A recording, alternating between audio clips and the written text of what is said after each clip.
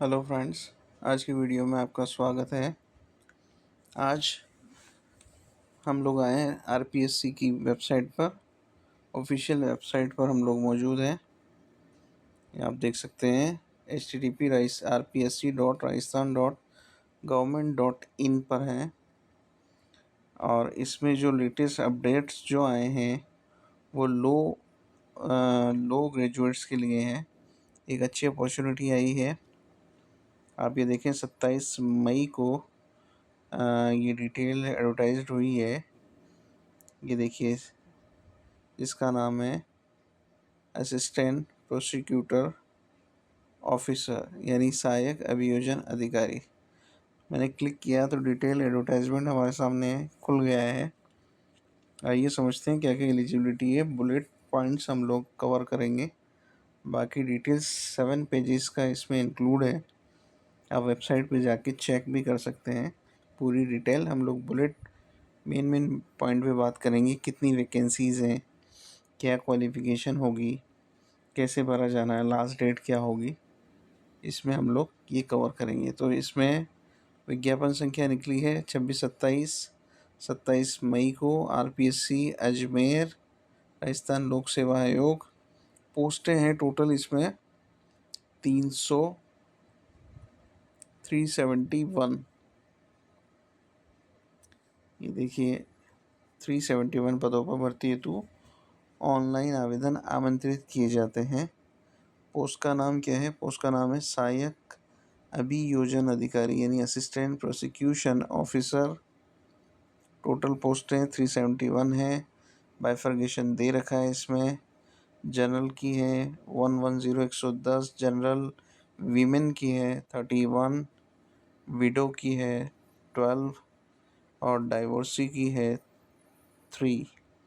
इसी तरह SC category में 29 जनरल वीमेन की 6, विडो की 6 और डाइवोर्सी की 1।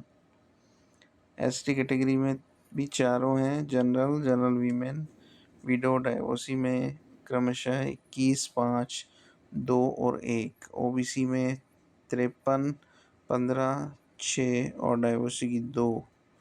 एमबीसी में जनरल की 12, जनरल वीमेन 4, विडो 1, डाइवोर्सी 0 और ईडब्ल्यूएस में जनरल की 25, जनरल वीमेन की 7, विडो की 3 और डाइवोर्सी की 0। इस तरह से ये 371 का बाइफर्गेशन है। अब आगे इसमें बात करते हैं। प्रेफरेंस इसका डिटेल दे ही रखी है पॉइंट्स में। हाँ, अनिवार्य शैक्षणिक योग्यता यानी कि बेसिक क्वालिफिकेशन क्या होनी चाहिए इसमें आपकी क्वालिफिकेशन होनी चाहिए डिग्री इन लॉ, प्रोफेशनल और integrated law course from a university established by law in India. यानी लॉ में आपका ग्रेजुएशन होना चाहिए, डिग्री इन लॉ होनी चाहिए और एस्टेब्लिशमेंट यूनिवर्सिटी से यानी एग्रीगेटेड यूनिवर्सिटी से आपका लॉ कंप्लीट होना चाहिए। सेकंड जो है अनिवार्य शैक्षणिक योग्यता में एसेंशियल क्वालिफिकेशन में working knowledge of Hindi written in Devanagari script and knowledge of Rajasthani dialects and social customs of Rajasthan. तो ये दोनों अनिवार्य शैक्षणिक योग्यता में आता है। इसके बाद है कि लास्ट ईयर वाले जो लोग ग्रेजुएशन में जो जिनकी लास्ट ईयर है वो भी इसके लिए एलिजिबल है, वो पेपर दे सकते हैं। अंतिम वर्ष में प्रवेश होने वाले अभ्यर्थियों हेतु परीक्षा की तिथि तक शैक्षणिक योग्यता अर्जित कर लेने संबंधी प्रावधान विहित नहीं है। तो स्पष्ट किया जाता है कि इस भर्ती के तहत आवेदन की अंतिम तिथि तक शैक्षणिक योग्यता अर्जित करने वाले अभ्यर्थी को ही पात्र माना जाएगा। यानी कि जब आप इस आवेदन की अंतिम तिथि तक आपके पास शैक्षणिक योग्यता अर्जित हो जाती है तो आपको पात्र माना जाएगा। ठीक है दोस्तों।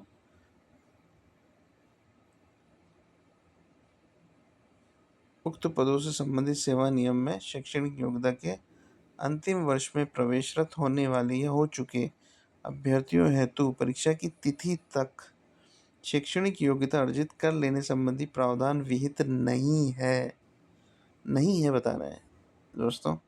अतः स्पष्ट किया जाता है कि इस भर्ती के तहत आवेदन की अंतिम तिथि तक आपके पास लास्ट क्वालिफिकेशन होनी ही चाहिए, तब आपको वैलिड एलिजिबल माना जाएगा। पेट पे मैट्रिक्स लेवल की बात करें तो L11 है, बहुत बढ़िया ग्रेड पे है।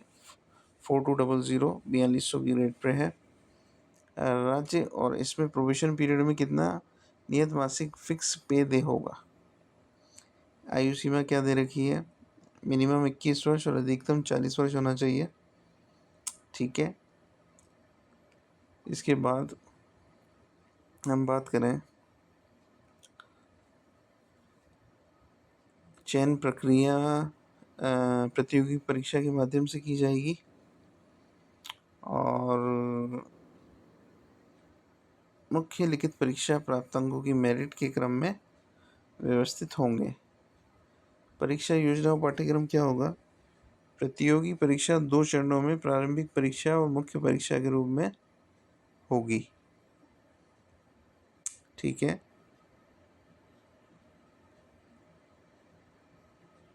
परीक्षा स्थान और महीना क्या होगा, स्थान और तिथि के संबंध में सूचित कर दिया जाएगा। ये कर दिया है अभी मैं इसका भी आपको डिटेल बता दूंगा।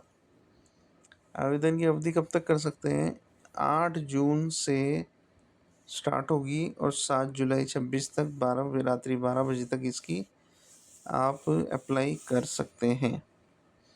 आवेदन प्रक्रिया कहाँ करनी है, किस तरह से करनी है।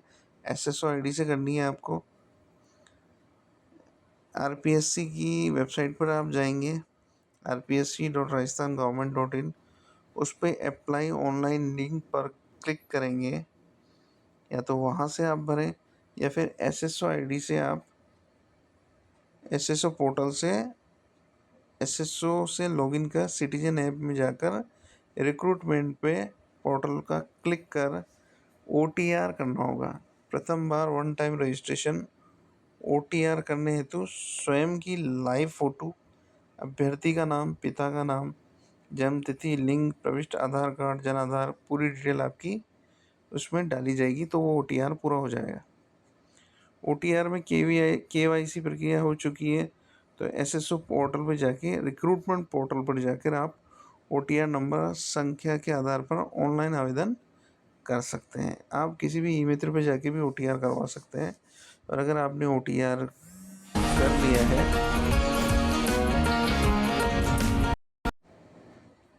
तो OTR कंप्लीट करने के बाद आप इसको कंप्लीट कर सकते हैं OTR में जाके। चलिए नेक्स्ट देख लेते हैं हम लोग। OTR में संशोधन करने की भी है प्रक्रिया। इसमें update detail for Jan Aadhaar पर क्लिक करके संशोधन कर सकते हैं। OTR का जो इसका जो शुल्क है वो है 500 रुपये। ऑनलाइन भुगतान कर आवेदन पत्र में ऑनलाइन संशोधन किया जा सकता है। सभी प्रकार के अनुमत संशोधन हेतु 500 रुपये निर्धारित है। ठीक है, लेकिन इसमें एक और पॉइंट अपन समझ लें कि अगर कोई अभ्यर्थी संस्थाओं द्वारा एक वित्तीय 1 अप्रैल से 31 मार्च में आयोजित 2 भर्ती परीक्षाओं में अगर एब्सेंट होता है तो फिर क्या होता है कि उस स्थिति में ऑनलाइन आवेदन की सुविधा को प्रतिबंधित कर दिया जाएगा। ये देखिए आप। और अभ्यर्थी द्वारा शुल्क 750 रुपये का भुगतान करने के पश्चात ही एक बार ये पंजीयन शुल्क OTR को पुनः चालू कर दिया जाएगा, यानी अनब्लॉक कर दिया जाएगा। लेकिन अगर वो 2 बार एब्सेंट रहता है तो फिर ब्लॉक कर दिया जाएगा और पुनः इसको वापस ठीक करने के लिए 1500 रुपये का भुगतान करना पड़ेगा। तो इसलिए इस बात का ध्यान रखें, अगर 2 बार इन्होंने बार्ड कर रखा है या ब्लॉक कर रखा है तो उसमें ये पैसे ज़्यादा आपके लगेंगे। इस बात का ध्यान रखें साथियों। सिलेबस आपके सामने है। मेन जो है सब्जेक्ट लॉ है, 300 मार्क्स का होगा, 3 घंटे का टाइम होगा। दूसरा लैंग्वेज का होगा जिसमें जनरल हिंदी और जनरल इंग्लिश होगी, 50-50 मार्क्स होगी। और 2 घंटे का इसमें पेपर होगा। इसमें सिलेबस और डिटेल में है कि लॉ में क्या-क्या आएगा। Indian penal code, evidence code, code of criminal procedure, Nyaya Sanhita, ये सारा इसमें दे रखा है। तकरीबन 14 पॉइंट्स हैं इसमें। जनरल हिंदी और जनरल इंग्लिश तो होगी सही। ओएमआर की शीट में डिटेल दे रखी है, आपको पता है ही सही, और इसमें डिटेल आपको मिल जाएगी। और इसमें एक बार और देख लेते हैं क्या इम्पोर्टेंट पॉइंट और हैं। डिटेल आपके सामने मौजूद है। ये 7 पेजेस का पूरा डिटेल है। आप इसको एक बार पढ़ लें, समझ लें और इसको अप्लाई कर लें। बहुत अच्छी अपॉर्चुनिटी है दोस्तों। लास्ट डेट आपको बता ही दिया मैंने। ये अभी नहीं भरा जा रहा, ये 8 जून से भरा जाएगा और 7 जुलाई तक की लास्ट डेट रहेगी इसकी, रात को 12 बजे। अच्छी अपॉर्चुनिटी है। लॉ वाले स्टूडेंट्स ज़रूर अप्लाई करें दोस्तों।